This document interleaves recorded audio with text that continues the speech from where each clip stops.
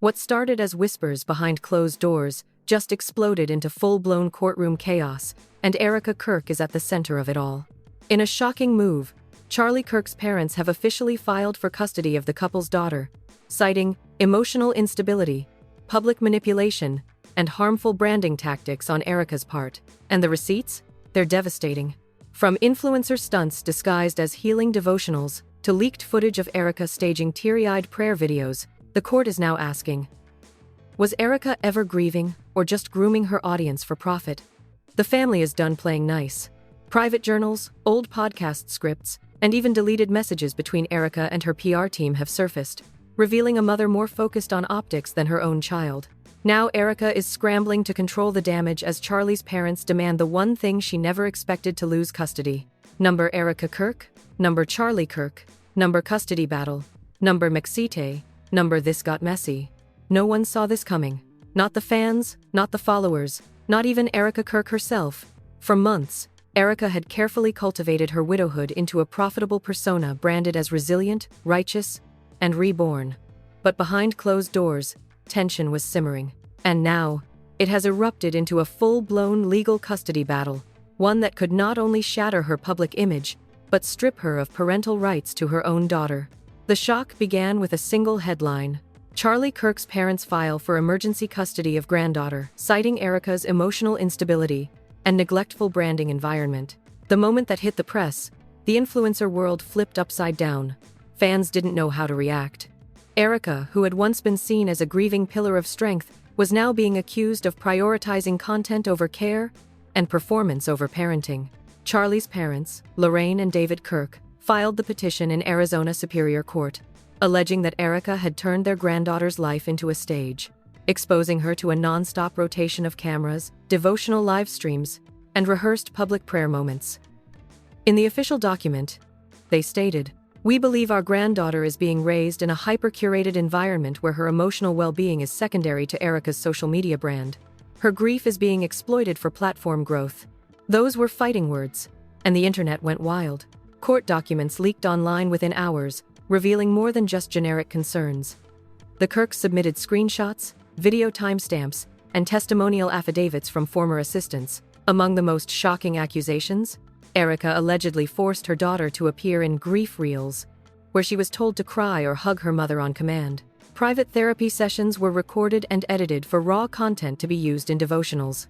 Erika's branding team had created a motherhood recovery arc that specifically timed content releases to court sympathy and maximize engagement. The most viral quote came from a former content strategist's deposition. Erika didn't ask, "Is this good for my daughter?" She asked, "Will this get shares?" Number mother or marketer. Number custody chaos. Number Charlie's parents speak. Number justice for the daughter. Number Mexite. Erika, for her part, initially tried to ignore the story. For 2 days, she continued posting filtered verses, coffee mugs, and quiet worship sessions like nothing was happening. But the comment section said otherwise. Why aren't you addressing the custody battle? Did you really make your daughter rehearse grief? Lorraine and David are doing what Charlie would have done. And then came the trigger moment. A deleted live stream, quickly reposted by fan accounts, showed Erika reading scripture as her daughter sat quietly beside her, clearly uncomfortable. When the girl stood up mid-stream to leave, Erika reached off camera and pulled her back down, whispering, "Just one more verse." TikTok exploded. "She's not a co-parent. She's a co-star. This isn't motherhood. It's a production set." Charlie's parents were right. Even prominent Christian influencers, once her biggest allies, began distancing themselves. One such figure, podcast host Rachel Winters, posted a reaction video titled, "When Faith Gets Filtered, the Erika Kirk Custody Fallout." In the video, Rachel said, "We always supported Erika's journey through grief. But now, it looks like that grief became content, and that content was at her daughter's expense." She added, "A child's sorrow should never be sponsored." That phrase trended within hours. Number sorrow shouldn't be sponsored. Number child not content. Number Erika Kirk unfollowed. Number custody in Christ. Things got even messier when Candace Owens re-entered the picture. After months of silence, she posted a story saying, "Told y'all she wasn't parenting. She was posting." Now her in-laws are doing what everyone else was too scared to do, protect the child. She then posted a screen capture of Erika's old devotional site featuring her daughter's face in the banner with a donation button that read, "Help us heal." Candace captioned it, "Help who heal? Or help you profit?" Back in court, the Kirks' legal team brought out their biggest weapon, a series of emails between Erika and her manager, outlining a strategy called Phase 2 Grief Monetization. In one email, Erika allegedly wrote, "We need to start weaving my daughter's growth into the brand. Call it Faith Through a Child's Eyes. It'll humanize everything and draw in mother demographics." Another line, "If we show her crying less over time, it'll create a redemption arc." The judge reportedly froze at those words. Charlie's parents stood silently in the courtroom as the emails were read aloud, their hands clenched, their grief finally being heard. The public reaction was unforgiving. "You turned your daughter into a grief arc. She doesn't need redemption. She needs privacy." Charlie stepped back to protect her.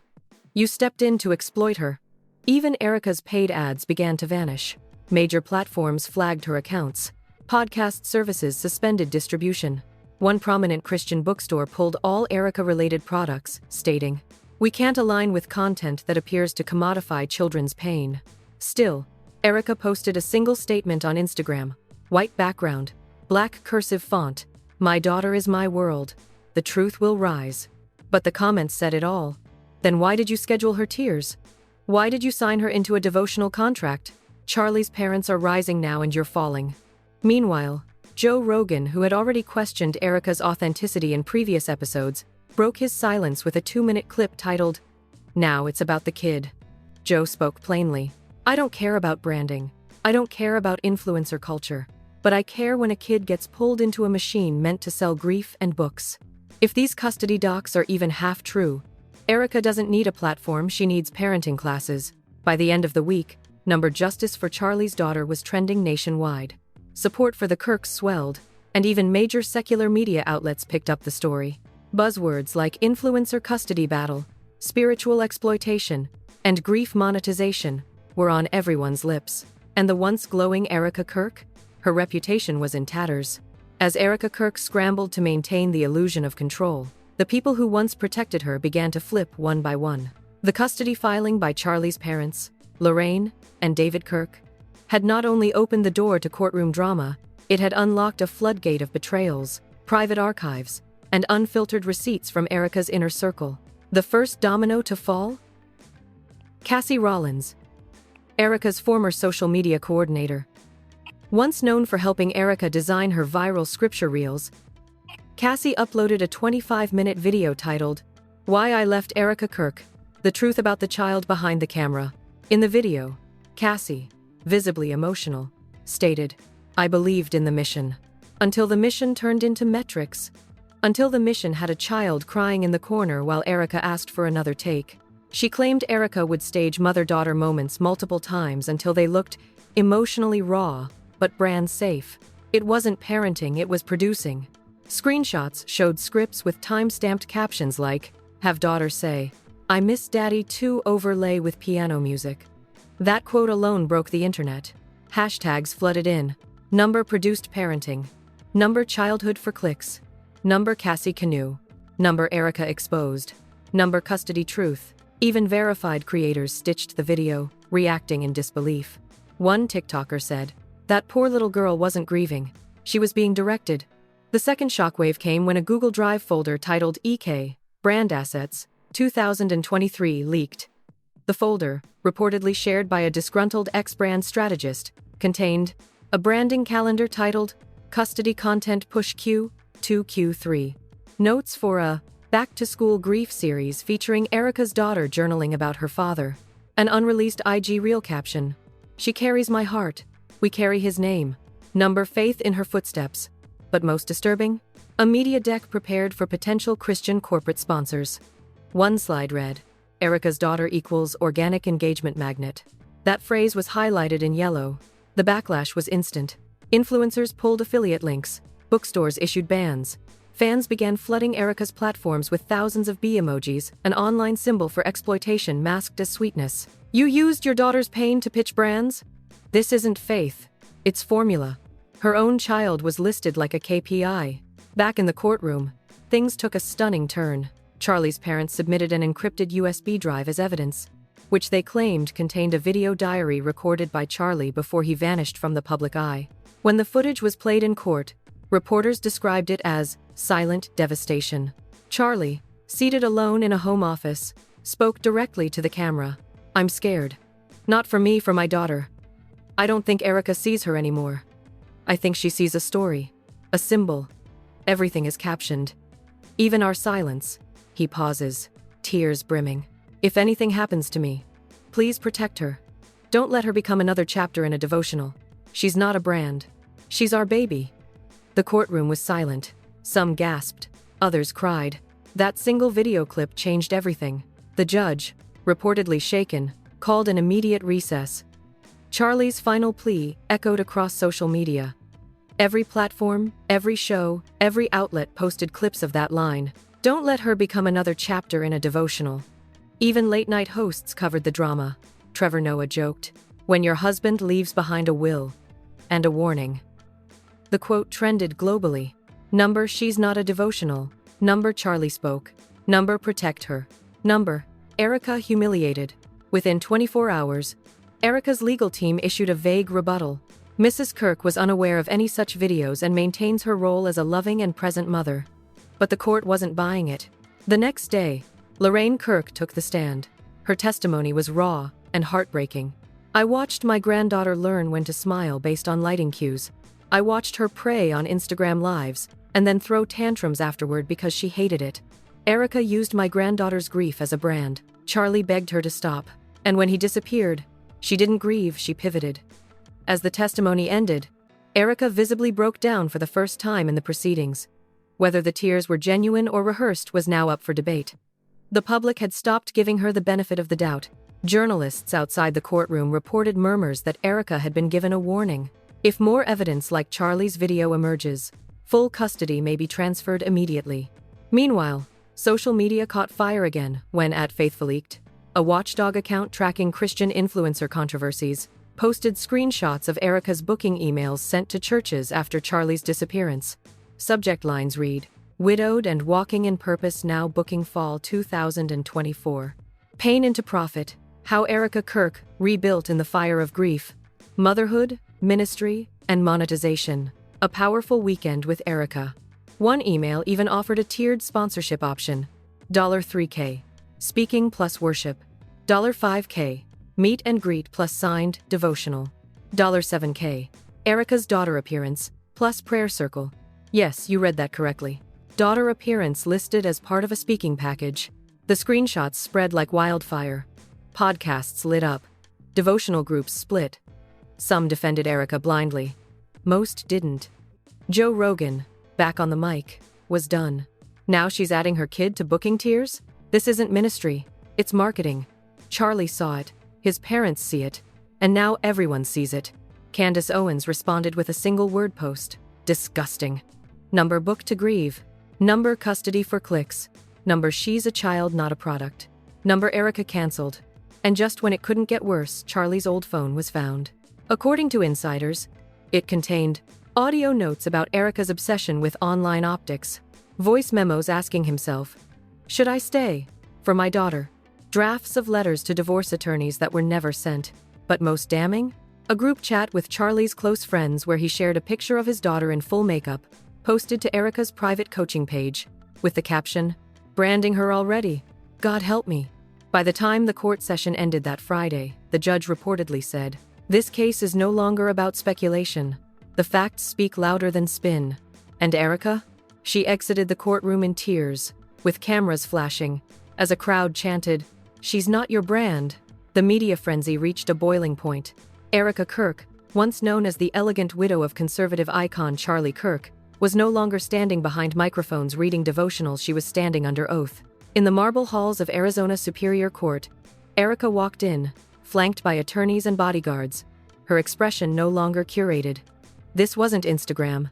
This wasn't a podcast. This was a custody trial where her motherhood was on trial. Courtroom sketches flooded social media. Erika in a neutral blazer, hair pinned back, lips trembling. But this time, no filters, no captions, no retakes. Just a mother forced to explain the one question no influencer ever wants to answer under oath. Was your daughter part of your branding strategy? The prosecution, hired by Charlie's parents Lorraine and David Kirk, opened with a chilling line. "This is not about fame. It is about a little girl who became a product before she ever had a choice." Then they did the unthinkable. They entered into evidence a written agreement titled Custody Optics and Narrative Management Contract. The document, dated 6 weeks after Charlie Kirk's disappearance, was signed by Erika and her business manager. It outlined how to discuss motherhood and custody matters publicly in a way that protected brand integrity. Some clauses included, all public references to the daughter must reinforce Erika's strength and moral clarity. Avoid mention of custody conflict until full ownership of the narrative is secured. Stage bonding moments in religious contexts for maximum spiritual relatability. And at the bottom, this line chilled the court. Child must not be seen with any other guardian figure unless coordinated in advance. Erika must always remain the emotional focal point. Gasps echoed through the courtroom. Journalists tweeted live reactions. The document reads like a movie script for motherhood. Who drafts a narrative strategy around a custody crisis? This isn't parenting. This is production planning. Number scripted motherhood. Number custody contract. Number Erika exposed. Number McCT. Erika's team tried to object, calling the document internal brainstorming, never intended to be implemented. But multiple former staffers had already testified it was used weekly in content meetings. Then came the prosecution's next bombshell, a video clip from Erika's private Zoom brand meeting, recorded without her knowledge by a whistleblower. In it, Erika is seen sipping coffee while a strategist says, "The custody narrative could turn negative. Let's release more faith-based content with your daughter this week to drown out legal noise." Erika nods and replies, "Make sure the captions are tight." Something like, "Even when the world shakes, I hold her tighter." That'll hit. That phrase had been posted on her Instagram 2 days after filing her legal opposition to the custody petition. The courtroom was stunned. The public was enraged. Her grief was a script. Her child was a prop. Her captions were campaigns. The judge asked Erika to speak directly. She was sworn in and asked, "Did you ever use your daughter's presence to protect or promote your brand?" Erika hesitated. "I shared my life. I shared my heart. If that included my daughter, it was never for gain, just for grace." But the prosecution pounced. "Yet you sold devotional workbooks with her on the cover. You booked her appearances at speaking events. And you created tiered donations based on prayer circles involving her. How is that not monetization?" Erika's face cracked. She looked toward her attorneys, then down at her lap. No answer came. Outside the courtroom, protesters gathered. Not for Charlie. Not even for Erika. For the daughter. Signs read, "Let her be a child again. Not your content. Charlie's last wish. Protect her." The hashtag number she needs silence trended globally. Even conservative commentators, once loyal to Erika, turned away. One posted, "You can't cry purity while scripting pain. You can't preach motherhood while managing optics." Meanwhile, Joe Rogan broke the internet with an exclusive, never-before-seen message from Charlie's cousin, Lucas Kirk, a quiet figure who had remained out of the spotlight until now. Lucas sent Joe a voice memo, dated months before Charlie vanished from public life. "Joe, if anything happens, remember this. Charlie told me Erika was planning everything, even grief. He showed me her notebooks. She had titles for podcasts that didn't exist yet. He told me, she's already planned the moment I go quiet." That's when I knew. He was already gone. Joe played it on his podcast. "This wasn't heartbreak. It was a hostile takeover of tragedy," he added. "This poor guy saw it coming. And no one believed him until it was too late." More leaks poured in.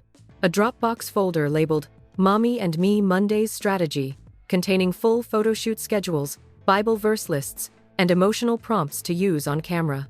Emails with brands negotiating higher sponsorship rates for episodes that included Erika's daughter.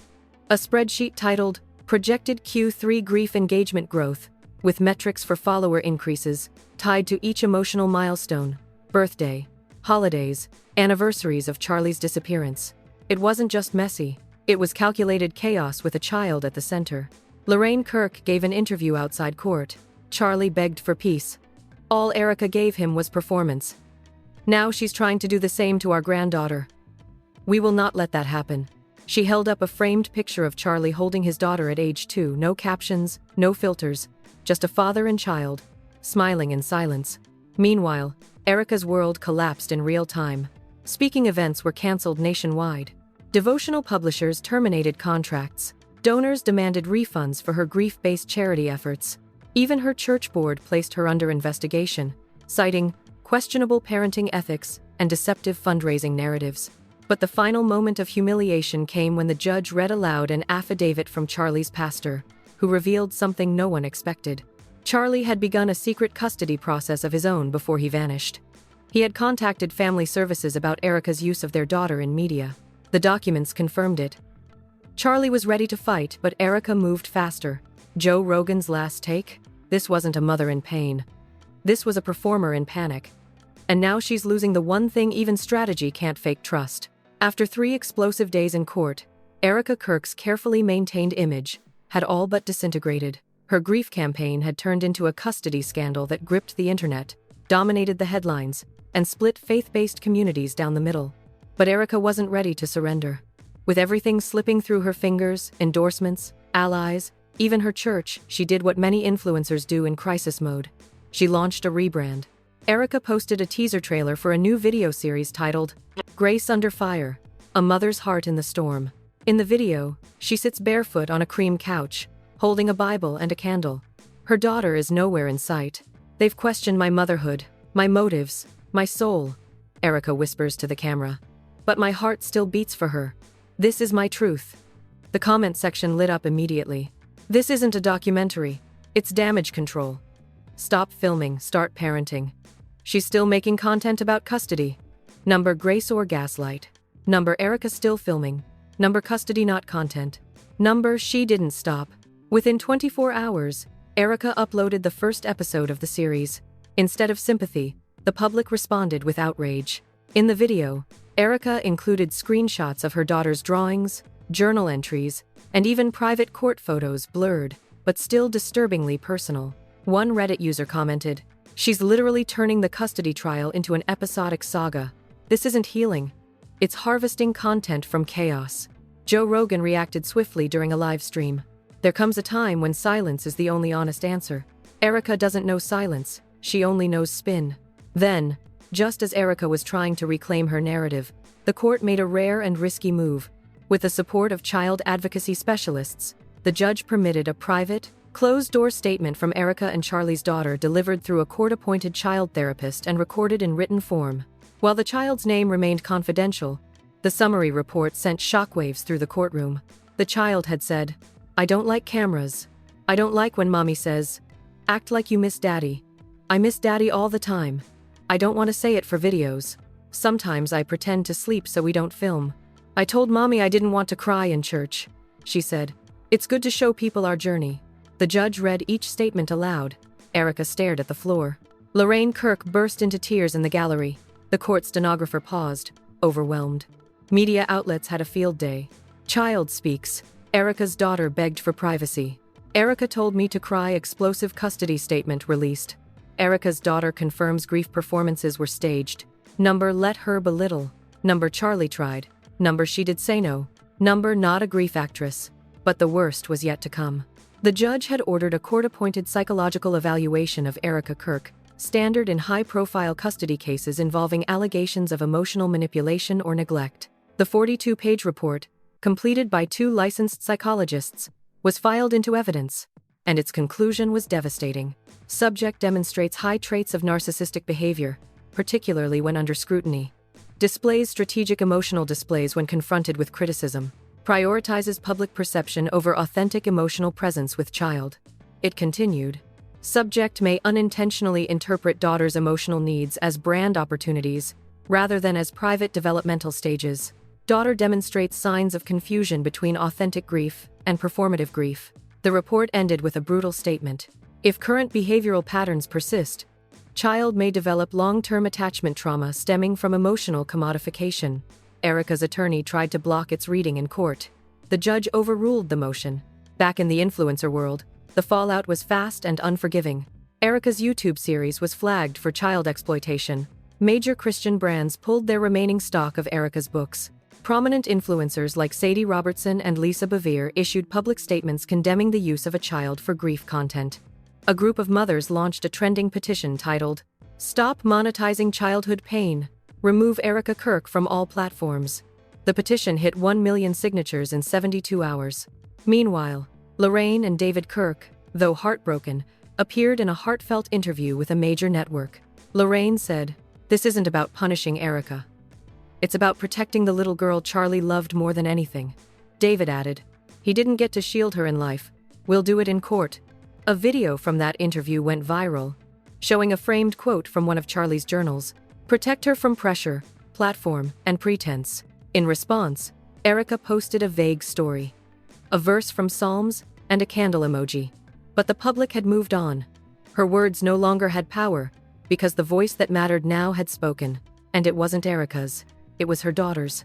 Erika's once loyal followers left comments like, "I believed in you. Now I believe in her. You made me cry for months. Now I'm crying for her. Erika, your silence now would be the first honest thing you've given us. Number believe her. Number let her heal. Number platform collapse. Number the daughter spoke." Joe Rogan, reacting to the psychological evaluation, said, "When the professionals start confirming what we've all felt in our gut, you know the story's no longer a theory, it's a tragedy." He added, Charlie wrote, "She's not a devotional." And yet, Erika turned her into one. That's the real heartbreak. But Erika had one last desperate card to play. Through her legal team, she submitted a motion requesting partial custody with content restrictions, an unusual proposal in which Erika would retain parenting time but agree not to feature the child in any content whatsoever. Her motion read, "While I maintain my role as a loving mother, I recognize the emotional toll publicity has taken. I am willing to forego content involvement moving forward." The judge responded with, "That willingness now is noted, but it comes after years of public content that cannot be erased from the internet, nor from a child's memory." With the next court date set, and final arguments approaching, Erika's fate hung in the balance. But to the public, the verdict was already in. She was guilty of turning motherhood into marketing, and heartbreak into a headline. If Erika Kirk had any final lifelines left, they were about to snap. With the court's psychological evaluation damning her parenting tactics and her daughter's quiet plea echoing through the media, Erika was already a public pariah. But just when it seemed she couldn't fall any further, a second leak hit the internet, and this time, it came from someone even closer. A woman named Annabelle King, who claimed to be Erika's former executive assistant and close friend, uploaded a bombshell thread on X, formerly Twitter. "I stayed silent too long. Erika's platform hurt a child, and I helped her run it. I can't stay quiet anymore." Attached were screenshots of emails, voice memos, and calendar invites that painted a picture even darker than the public already feared.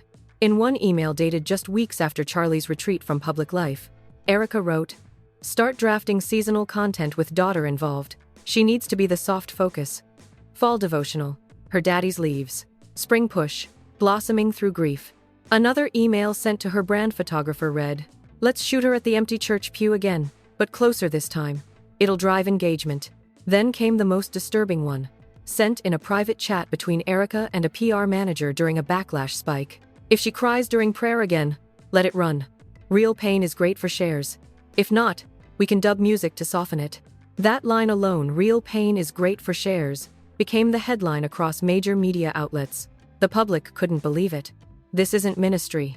This is misery management. That little girl was never grieving on her own terms. Charlie's death wasn't just the start of her platform, it was her pivot point. Hashtags exploded yet again. Number pain for shares. Number blossoming through trauma. Number Annabelle exposes Erika. Number grief was the plan. Number custody now. Erika's team attempted to claim the messages were fabricated, but multiple metadata confirmations proved otherwise. Joe Rogan read the emails line by line on his podcast. This woman didn't just script her grief. She storyboarded her daughter's childhood. At this point, Lorraine and David Kirk's legal team went nuclear. They amended their request from shared custody to full, permanent custody, with no visitation. Their filing stated, "New evidence shows repeated emotional manipulation, intentional commodification of grief, and calculated exploitation of the minor for financial gain." The grandparents, supported by psychological evaluations and expert testimony, request full custodial guardianship with Erika's access restricted under supervision. The internet's reaction? Unanimous. She doesn't deserve supervised visits. She deserves a restraining order from content. Full custody is the bare minimum. Charlie is screaming from heaven right now, And this time, the court is listening. And then came another crushing blow, this time from the institution that had stood silently the longest, Erika's home church. New Grace Chapel, the megachurch that had platformed Erika for years, finally released a public statement. After reviewing recent court findings, leaked content, and the psychological assessment presented, we are formally cutting all ties with Erika Kirk, removing her content from our digital libraries, and rescinding her status as a teaching guest. The statement continued, "Faith cannot be filtered through deceit. Children must never be used as bait for spiritual branding." Boom. That was it. Even the church had turned. TikTokers, YouTubers, and podcasters celebrated the move. This isn't cancel culture. This is consequence culture. The Bible says protect the little ones, not profit off them. She used the pulpit as a platform. Now she has neither. Number New Grace drops Erika. Number protect the pews. Number Erika excommunicated. Number church said no. But the storm wasn't over. That same night, Erika posted a cryptic story text over a black screen. "He who is without sin," cast the first comment. She then uploaded a short clip of herself crying, without words, looking directly into the camera, while gospel music played in the background. The reaction? Still filming? Even your breakdown is branded. You're crying for yourself, not for her. A widely shared TikTok duetted the video with a side-by-side of Erika's daughter's court statement. "I pretend to sleep so we don't film." The contrast was too much. The internet turned from angry to enraged. Erika's monetized platforms were systematically demonetized. YouTube removed partnership status. Instagram disabled commerce features. Podcast platforms deleted episodes containing the child. Several of her Faith Through Fire workbooks were pulled from Amazon. The biggest sponsors, Grace Gear, Devotional Co., and Kingdom Moms Unite, terminated all agreements and released apology letters to their customers. One read, "We regret our partnership with Erika Kirk. We believed her pain. We now realize she was manufacturing ours." The final twist came when a tech leak site shared a password-protected link to Erika's digital media scheduling dashboard.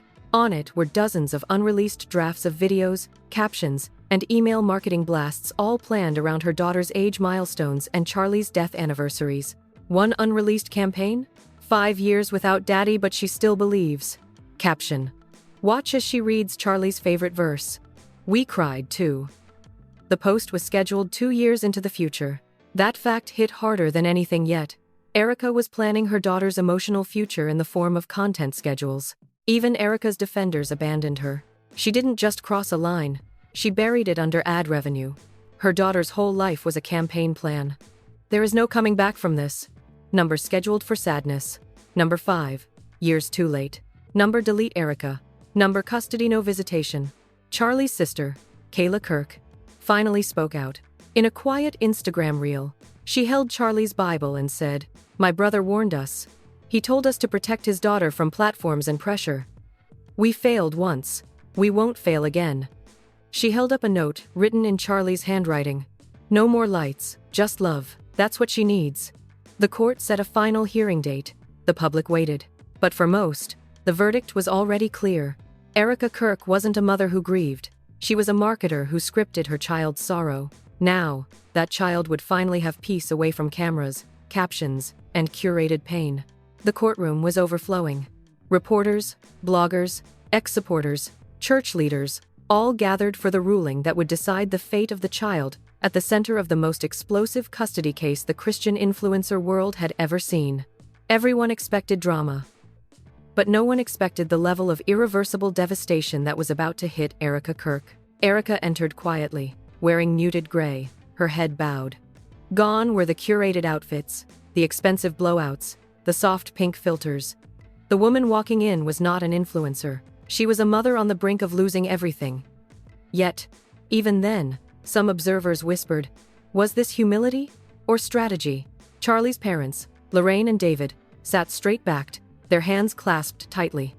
They weren't there for revenge. They were there to honor their son's final wishes to bring peace to the little girl he fought so hard to protect. The judge cleared her throat. This court has reviewed extensive evidence, testimony, psychological evaluations, and digital records. Today, we make a decision in the best interest of the child. Every breath in the room froze. The verdict that echoed across the internet. The judge continued, Erika Kirk will not retain primary or joint custody. Gasps rippled across the courtroom. Erika's face went pale. Custody is hereby fully granted to David and Lorraine Kirk. You could hear a pin drop, but the judge wasn't finished. Furthermore, due to overwhelming evidence of emotional manipulation, exploitation, and risk of psychological harm, Erika Kirk's visitation will be restricted and supervised. She is prohibited from filming, recording, or publicly sharing any content involving the child. A reporter whispered loudly enough for cameras to catch it. She just lost custody and content rights in one ruling. The internet exploded instantly. Number custody granted. Number protect her. Number Erika loses everything. Number justice for Charlie's daughter. Erika broke into tears, not the polished devotional tears she once used to soften the internet, but raw, trembling sobs. She reached for Lorraine as she stood to leave. But Lorraine stepped back gently, eyes filled not with cruelty, but sorrow. Your daughter needs healing, Lorraine said quietly. Not hashtags. Outside the court, a scene of collapse. As Erika exited the courthouse, cameras swarmed. Reporters shouted, Erika, do you accept the ruling? Do you regret using your daughter in content? Will you step away from social media? But Erika didn't speak. She hid behind her attorney as protesters yelled, She's a child, not content. Someone held up a sign that read, Charlie tried to warn us. For the first time since her rise as a Christian influencer, Erika didn't pose, didn't smile, didn't quote scripture. She looked empty. Joe Rogan's final word. Joe Rogan went live that evening. This is what happens when branding becomes more important than being present. When a child becomes a prop, the universe steps in. He paused, visibly emotional. Charlie saw this coming. He said it out loud. He begged people to listen. And now finally his daughter gets the peace he wanted for her. Joe ended his segment with a final punch. Erika didn't just lose custody. She lost the audience she built her identity on. The clip hit 15 million views in 24 hours. The church's final blow. Erika's church released a second, even firmer statement. We will be offering counseling to all families affected by this ordeal. We will not be replatforming Erika Kirk under any circumstance. Major Christian conferences removed her from future speaker lineups. Bookstores issued permanent bans. Sponsors published apology letters to parents. The influencer who once capitalized on curated sorrow was now experiencing something she had never anticipated. Total silence from the very community she once led. Behind the scenes, how Erika unraveled. Multiple insiders began sharing what happened in the hours after Erika lost custody. One assistant said, She kept saying, This wasn't supposed to happen. The narrative isn't right. Another claimed, She tried to book a private PR crisis coach. No one would take her. Her phone, once overflowing with brand deals, speaking requests, and fan messages, had gone dark. And the biggest blow? Her content monetization accounts were permanently disabled. Instagram, YouTube, TikTok, all flagged her history of exploiting a minor. Her income vanished overnight. Charlie's parents bring the peace he wanted. Meanwhile, Lorraine and David quietly took their granddaughter home. Neighbors described a peaceful scene, chalk drawings on the driveway, a real backyard, not a filming location, laughter not for the camera, bedtime stories without microphones nearby. Kayla Kirk posted a short message. She slept through the night with no lights, no cameras, no scripts. My brother can rest now. Millions reshared it. Number she has peace. Number Charlie would be proud. Number family healed. Erika's final attempt at redemption. 3 days later, Erika uploaded a final video, a 6-minute shaky recording. Her face looked exhausted, mascara smudged. I can't believe what's happening to me, she said softly. I loved my daughter. I still do. I never meant to hurt her. I never meant to turn grief into, she stopped, swallowing hard, into this. But the comments were ruthless. This video isn't for your daughter. It's for engagement. You still don't get it. Turn off the camera, Erika. One comment with 400k likes said, You lost custody because you never stopped filming long enough to be a mom. Hours later, Erika deleted the video. Then she deleted her entire channel. Then her Instagram. Then her website. It was over. The story ends where it should have begun, in quiet. In the weeks that followed, life slowly moved forward. Charlie's daughter enrolled in art classes. She learned how to bake cookies with her grandmother. She attended church without being photographed. She began healing. Erika Kirk vanished from public life. No sightings, no statements, no relaunch. Her silence, once a branding strategy, had become her reality. Joe Rogan summed it up perfectly. When you build a platform on pain, eventually, the truth tears it down. And for the first time in years, Charlie's daughter finally had what her father wanted most for her. A life not lived online. This wasn't just a custody battle. It was a wake-up call. A warning about the dangers of curated pain, of children being dragged into the spotlight in the name of faith-based influence. Erika Kirk thought she could build an empire on grief, but grief has consequences when it's scripted. Charlie's legacy was never supposed to be a brand. It was supposed to be peace. And now, his daughter finally has the quiet her father begged for. If this story shocked you, touched you, or opened your eyes, hit that like button, subscribe to Mexity, and turn on those notifications. We're not done unpacking the toxic side of influencer culture. Comment below. Was Erika ever grieving, or just performing? Let's keep these conversations going, because when we speak up, we protect those who can't. Number Mexity, number Erika Kirk, number Charlie Kirk, number custody scandal, number protect our kids, number no more influencer exploitation.